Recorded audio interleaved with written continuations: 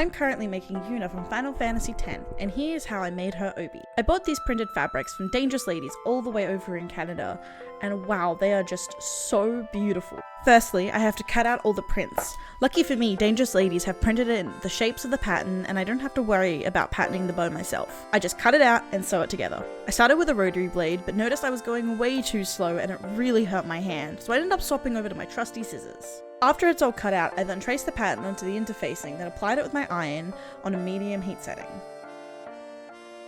I then sandwiched the backs and fronts of the Chocho Musubi bow / knot together, and sewed. Did you know that Chocho Musubi means butterfly knots? I trimmed off the excess and ironed away all the creases before turning it inside out. Using the guided lines that are printed onto the fabric, I then pleated the bow parts and then stitched them down.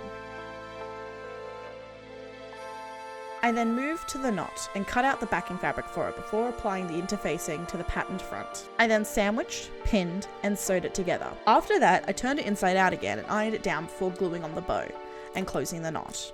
Now that the bow is done, I cut out the backing for the obi. Now, you guessed it, we sandwich, pin, sew, and then turn it inside out and iron.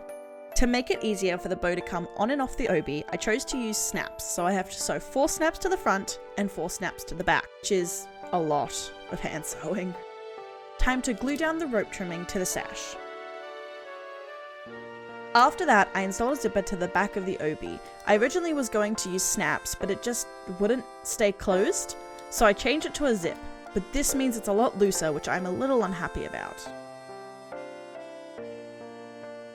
After the first try on, I was really upset that the bow just kinda sagged and sat there, so I decided to do what some idols do and add snaps to hold it up. I marked where the snaps will go on both the sash and the bow, then hand stitched them on. Now for the second try on. Despite the loose fit, which I'm unsure if I'll keep or not, I was really happy with how the bow sat. I then glued on the hibiscus accessories with a resin glue and then was done.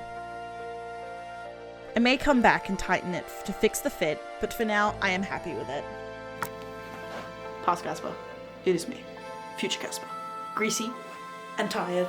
It's currently 12:22 AM. You fixed it. You fixed the fit. You took off like 2 inches off the waist. You're welcome. You better be grateful.